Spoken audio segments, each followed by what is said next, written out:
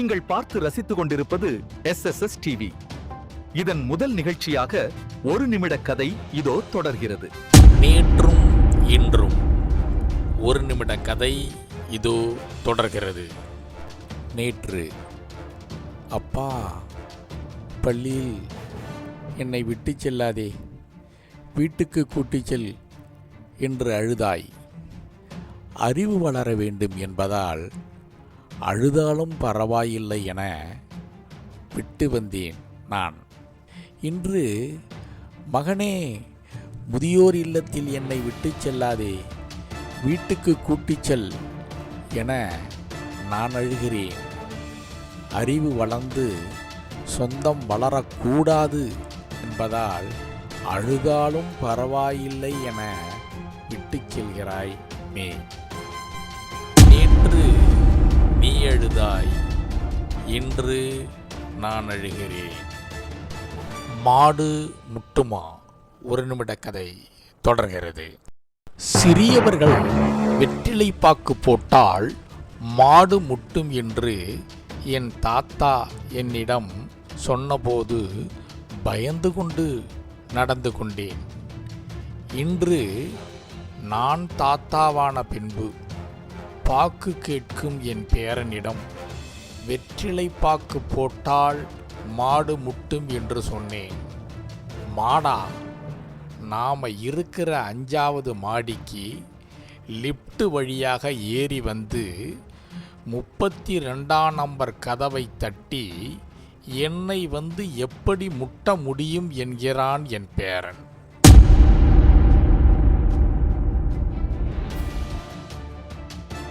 விவசாயியும் வியாபாரியும் ஒரு நிமிட கதை இதோ தொடர்கிறது. விதையை விற்பவன் வியாபாரி, அந்த விதையை பல 100 மடங்காக மகசூல் செய்து தருபவன் விவசாயி. இப்பொழுது வியாபாரி பெரியவனா, விவசாயி பெரியவனா? பெரியவனான விவசாயி சிறியவனாகிறான், சிறியவனாகிய வியாபாரி பெரியவனாகிறான். பயிரை விளைவிச்சவனுக்கு செலவு கணக்கு தெரியும், விலையை நிர்ணயம் செய்ய முடியவில்லை. விதை வித்தவனுக்கு லாபக்கணக்கு தெரியும், விலையை நிர்ணயம் செய்கிறான். இதுதான் இன்றைய உலகம்.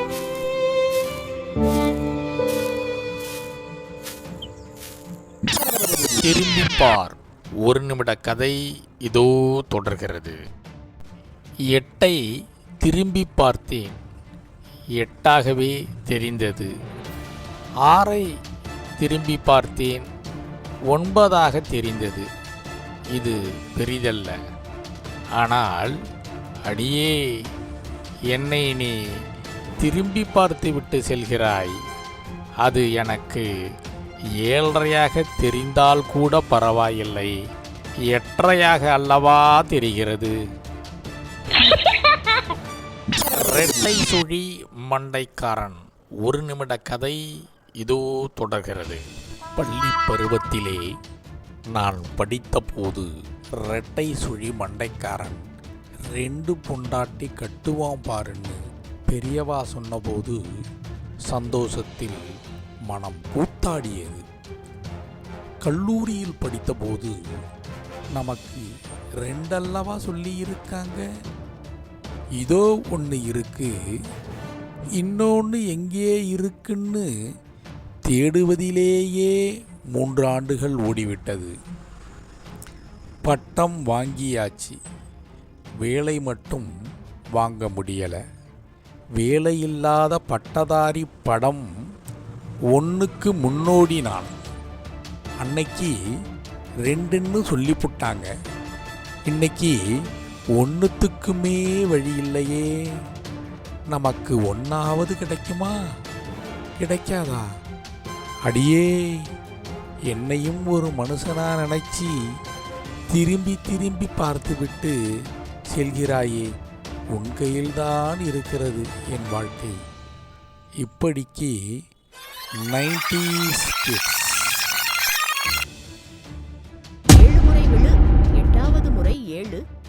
தொடர்கிறது. ஒரு சிறிய மனிதன் இருந்தான். அவன் உலகத்தால் பெரியவன் என கருதப்படவில்லை.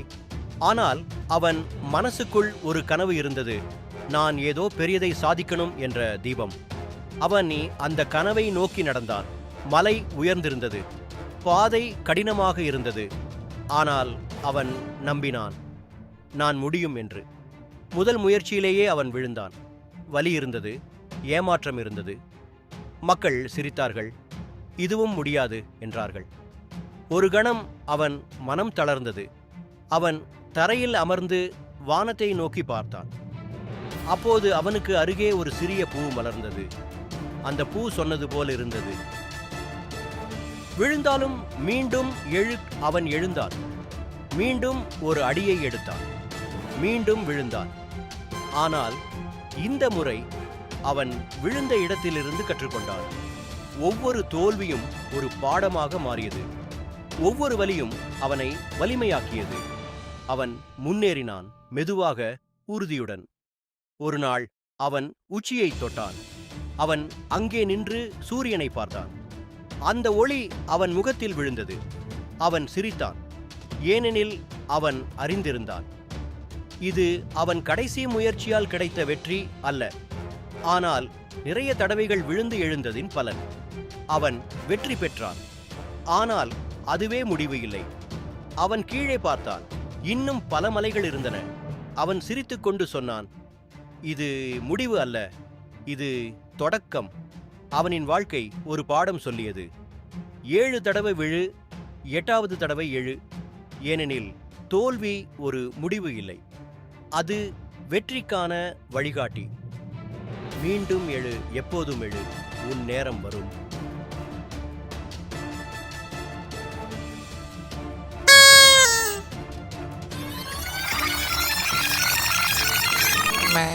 அம்மே, அந்த ஆலமரத்துக்கு பக்கத்தில் ஒரு மாடி வீடு இருக்குது இல்லை, அந்த மாடியில் வத்தல் காய வச்சுருந்தாங்கம்மா.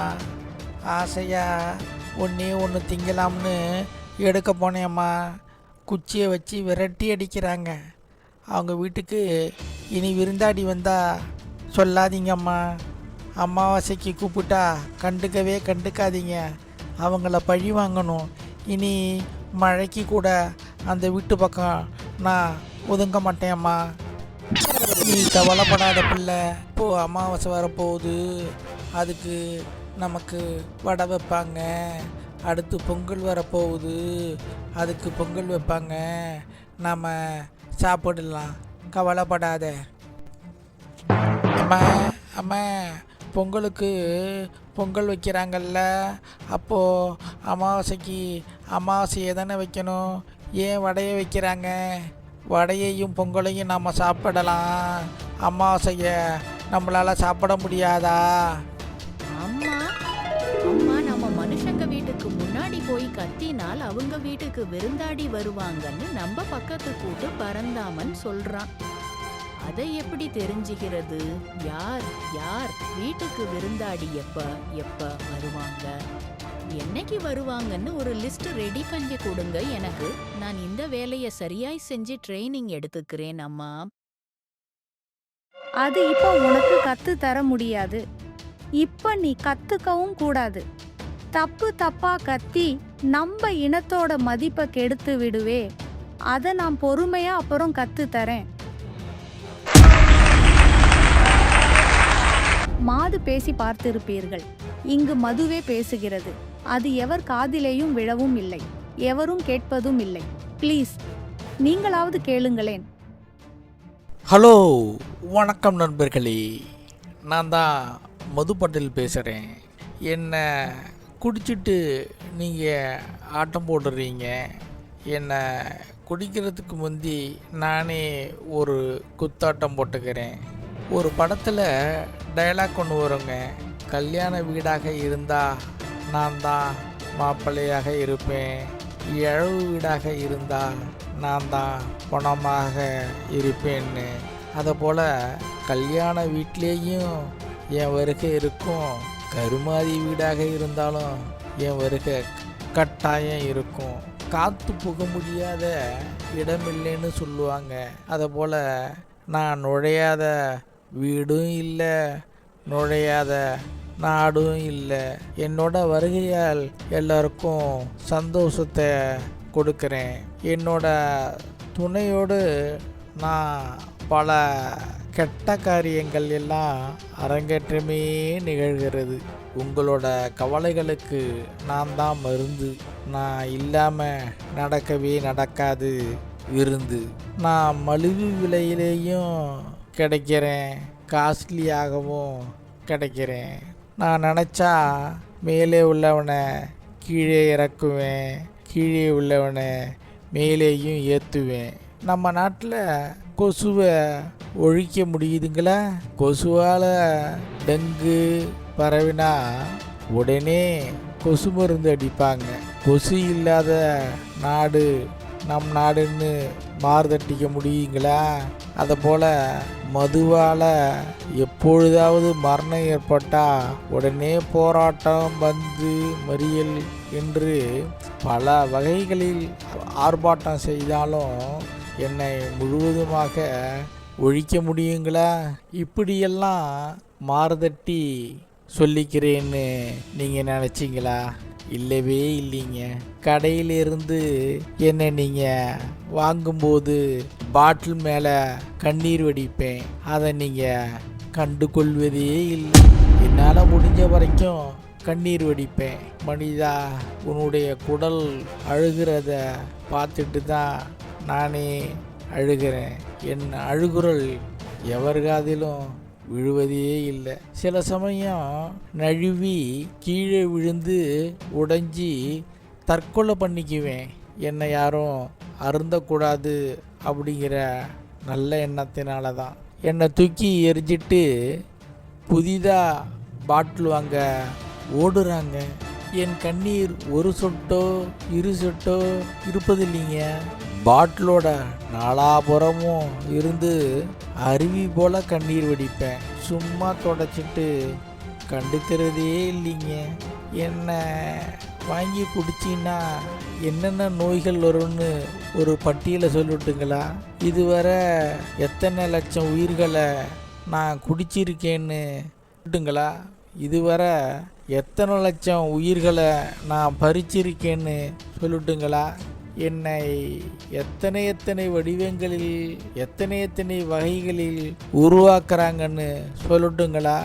எந்தெந்த நாடுகள் என்னை ஆதரிக்கிறாங்க, எந்தெந்த நாடுகள் என்னை நிராகரிக்கிறாங்கன்னு சொல்லட்டுங்களா? அளவுக்கு மீறினா அமிர்தமும் நஞ்சாகும்னு சொல்லியிருக்காங்க. பல மேலை நாடுகளில் என்னை அளவாக இருந்துறாங்க, மிக ஆரோக்கியமாக இருக்காங்க. இங்கே நம்ம நாட்டில் அளவுக்கு அதிகமாக தான் இருந்துறாங்க. அது நஞ்சா மாறுறத உணரவே மாட்டேங்கிறாங்க. போதை தலைக்கேறணும், மூளையை மழுங்கடிக்கணும், பேசினதே திரும்ப பேசணும், ரகலை செய்யணும். அதுக்கு என்ன தேர்ந்தெடுக்கிறாங்க. நம்ம நாட்டில் ஆனந்தமாக இருந்தாலும் என்னை வச்சு கொண்டாடுறாங்க, துக்கமாக இருந்தாலும் என்னை வச்சு தான் கொண்டாடுறாங்க. சமீபத்தில் என்னால் ஒரு கல்யாணமே நின்று போச்சுங்க. கருமாதியில் வெட்டு குத்துன்னு கூட நடந்திருக்குதுங்க. எல்லாத்துக்கும் மூல காரணம் நான் தான்னு மீடியாவில் போட்டு கிழின்னு என்னை கிழிக்கிறாங்க. ரொம்ப அவமானமாக இருக்குதுங்க எனக்கு.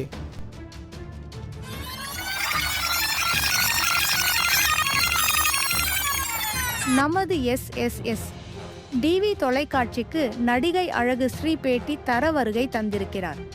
அவர் நடித்த 3 படங்கள் வெற்றி படங்களாக ஆக்கிடாமல் தோல்வி படங்களாக மாற்றியதினால் ரசிகர்கள் மீது கடும் கோபத்தில் இருக்கிறார். தன் முகத்தை ரசிகர்களுக்கு காட்ட மாட்டேன் என்று பிடிவாதமாக கூறிவிட்டார். அதனால் புறமுதுகு காட்டி பேட்டி தர உள்ளார். புறமுதுகு காட்டுவது வீரர்களுக்கு வேண்டுமெனில் இழுக்காக இருக்கலாம். ஆனால் இவர் புறமுதுகு காட்டுவது இழுக்கு அல்ல, அது கூட அழகுதான். இந்த அழகு ஸ்ரீயின் உடம்பு குலுங்குவது போல் தெரிகிறது. குலுங்கி சிரித்தாலும் உடம்பு குலுங்கும், குலுங்கி அழுதாலும் உடம்பு குலுங்கும். தற்பொழுது இவர் சிரிக்கிறாரா, அழுகிறாரா? அந்த குலுங்கலுக்கு அர்த்தம் தெரியவில்லை. இவர் சிரித்தால் அழகு, அழுதாலும் அழகு, ஏன் முறைத்தாலும் அழகுதான். இவரின் ஒவ்வொரு செயலிலும் அழகு தெரியும். இவர் அழகுக்கு அழகு பேரழகு. ஒரு முறை படப்பிடிப்பின் போது இவரை ஒரு முள் குத்திவிட்டது. அந்த முள்ளை எடுத்து இந்த அழகை குத்திய அழகிய முள் இதுதான் என்று நிருபரிடம் பேட்டி தந்தார். அந்த முள்ளை ஒரு ரசிகன் 5000 ரூபாய் கொடுத்து விலைக்கு வாங்கிய செய்தி பரபரப்பாக இருந்தது. இவர் இவருடைய டூப்பாக நடிக்கும் நடிகையையும் கூட்டி வந்திருக்கிறார். அவரும் இவருடன் சேர்ந்து புறமுதுகு காட்டி வருகிறார். நடிகையின் முதுகு பேட்டி நாளை தொடரும். நீங்கள் பார்த்து ரசித்துக் கொண்டு இருப்பது செம்பை சிவசெந்திலின் SSS டிவியின் தமிழ் பிரிவு. ஒரு சிறிய கிராமத்திலே ஒரு எளிய மனிதன் வாழ்ந்தான். அவன் கையில் இருந்தது ஒன்றுமில்லை. ஆனால் மனதில் இருந்தது ஒரு பெரிய கனவு. நான் ஏதாவது பெரியதாக செய்யணும், ஒரு நாள் என் பெயரை எல்லோரும் சொல்லணும். அந்த எண்ணமே அவனுக்கு உயிர். ஒரு நாள் அவன் ஒரு சிறிய யோசனைக்காக மேசையில் உட்கார்ந்தான். அவன் கையில் ஒரு நோட்டு புத்தகம். அதில் எழுதத் தொடங்கினான். அவனுடைய கனவு. ஒவ்வொரு வரியும் அவனுக்கு ஒரு வலிமை. அவன் எழுதும்போது அவன் கண்களில் ஒளி. சில நாட்களில் அவன் ஒரு சிறிய கடை தொடங்கினான். முதல் நாள் மகிழ்ச்சி அதிகம். ஆனால் வாடிக்கையாளர்கள் வரவில்லை. நாட்கள் சென்றது. கடை காலியாகிவிட்டது. அவன் மனம் தளர்ந்தது. அவன் முதல் முயற்சி தோல்வியடைந்தது. அவனைச் சுற்றியிருந்தவர்கள் சிரித்தனர். அவனால முடியாது, பாருங்க பிசினஸ் பண்ண வர்றான். அவன் சிரிக்கவில்லை. அவன் எதுவும் சொல்லவில்லை. ஆனால் உள்ளத்தில் ஒரு குரல் கேட்டது. இது முடிவு இல்லை. ஒரு இரவு அவன் தனியாக நடந்தான். வீதி விளக்கின் கீழ் கையில் காலியான பணப்பை. மழை மெதுவாக விழுகிறது. அவன் வாழ்க்கை முழுதும் மாறிவிட்டது போல தோன்றியது. ஆனால் அவன் மனம் இன்னும் உறுதியானது. ஒரு நாள் அவன் குறிப்பேட்டில் எழுதினான், தோல்வி என் ஆசிரியர். அந்த ஒரு வரி அவனுடைய வாழ்க்கையின் திசையை மாற்றியது. அவன் புத்தகங்கள் படித்தான். புதிய விஷயங்களை கற்றுக்கொண்டான்.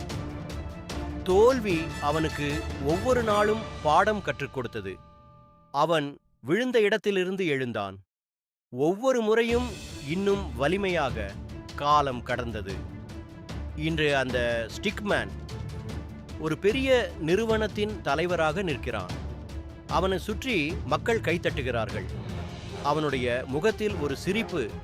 அதுவே வெற்றியின் ஒளி. ஒருவர் அவனை கேட்டார், இத்தனை தோல்விக்கு பிறகும் நீ எப்படி வெற்றியடைந்தாய்? அவன் சிரித்தான். மெதுவாக சொன்னான், என்னை வெற்றி கற்றுக் கொடுக்கவில்லை, தோல்விதான் எனக்கு வழிகாட்டியது. அவன் வானத்தை நோக்கி பார்த்தான். அவன் முகத்தில் ஒளி, மனதில் நன்றி. நன்றி தோல்வியே, நீ இல்லை என்றால் நான் இன்று இங்கே இருக்க மாட்டேன். தோல்வியை பார்த்து பயப்படாதே. அது உன் மிகப்பெரிய ஆசிரியன். ஏனெனில் தோல்வி தற்காலிகம். ஆனால் முயற்சி நிரந்தரம்.